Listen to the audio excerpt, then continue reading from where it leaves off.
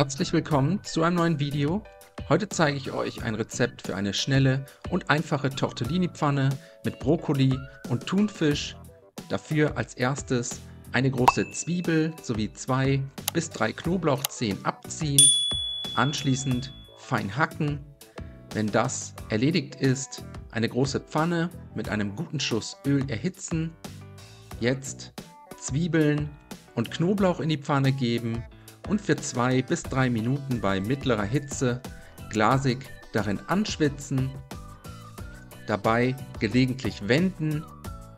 Währenddessen können wir den Brokkoli vorbereiten. Zunächst waschen, mit einem Messer in Röschen teilen, eventuell nochmals halbieren oder vierteln, je nach Größe, und den Stiel ebenfalls schälen und in kleine Stücke schneiden.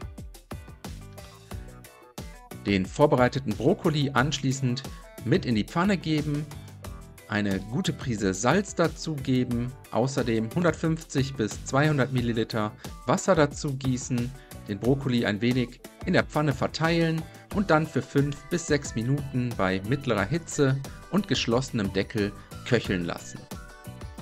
Nebenbei bereiten wir die Soße vor, dafür einen gehäuften Teelöffel Speisestärke, je einen Teelöffel geräuchertes Paprikapulver sowie Oregano und 400 Milliliter Milch, kurz in einem Mixbecher verrühren.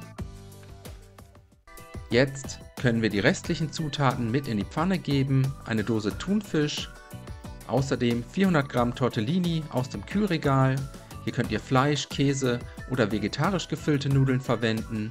Jetzt die vorbereitete Soße dazu gießen, alles einmal gut umrühren, zum Kochen bringen und bei mittlerer Hitze und gelegentlichem Wenden für 3 bis 4 Minuten köcheln lassen, bis die Tortellini gar sind und die Soße schön cremig ist. Zum Schluss noch mit etwas frisch gemahlenem Pfeffer sowie gegebenenfalls Salz abschmecken. Ein letztes Mal gut umrühren, die Pfanne vom Herd ziehen und so können wir die Tortellini-Pfanne servieren. Ich wünsche euch schon mal einen guten Appetit. Ich hoffe, euch hat das Video gefallen. Viel Spaß beim Nachkochen. Bis zum nächsten Mal.